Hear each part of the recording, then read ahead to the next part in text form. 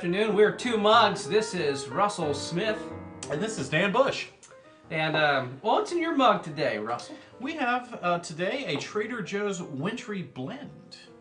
And it's, according to the label, it has all kinds of zesty peppercorns, cloves, cinnamon, and spices. You pick this up in my neck of the woods, north of our fair Midwestern city. Yes, north of the Midwestern city. It's kind of mild.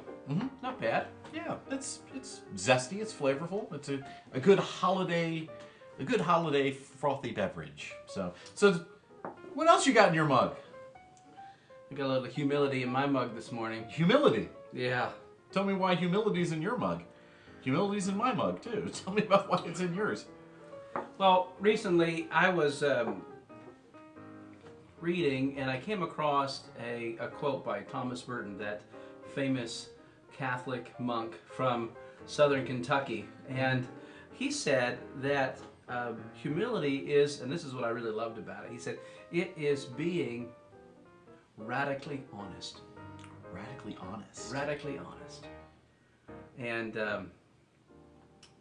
to be radically honest is to be humble. I guess it's seeing yourself and being really honest about who you are, how you're messed up, being able to own your stuff. And that's what kind of gravitated his quote towards me. So, what do you think about that? That's so interesting. You know, there's a slightly contrasting quote from C.S. Lewis, where C.S. Lewis talks about how humility is not thinking less of ourselves, but thinking of ourselves less.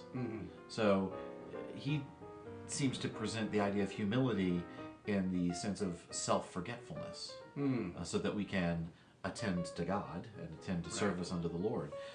That's a great quote by Lewis that you've come across. I'm just wondering, is there a way that we can take what Merton has said about radical honesty and what Lewis has said about self-forgetfulness and bring the two together? Because I think there's something really meaty and wonderful in both of them.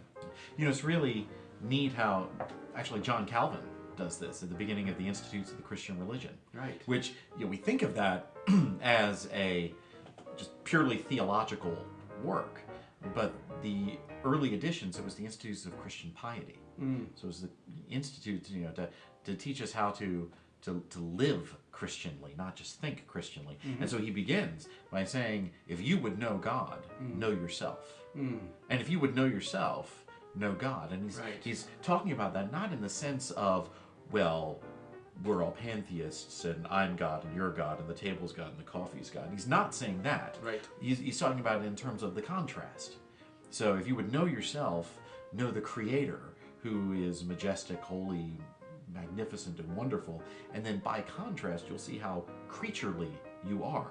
You know, getting to that honest assessment of yourself. Yeah. And then as you know yourself more deeply, you realize how deeply you are in need of the transcendent Creator involving himself in your life, and therefore it becomes the self-forgetfulness. So it's the both and. Know yourself more, know God more. I love what you just said about as you come to that place of being really honest about yourself, that you awaken, because I like to write about awakening these days, you awaken to your neediness for God. And I think what ends up happening is the impulse of where you're looking, it begins to change. You begin to look inward towards your Creator, towards that kind of that spiritual connection with God. And at that point, you grab on to the promises that are for us in the gospel and begin forgetting about yourself as you focus on God. And that's a really great way of seeing those two come together. I think Calvin has done a marvelous job helping us bring both Merton and C.S. Lewis together. So, boy, this is all the riches of the Christian church over time all together in this conversation. That's great. You're a good mug, Dan. Good mug. What's in your mug?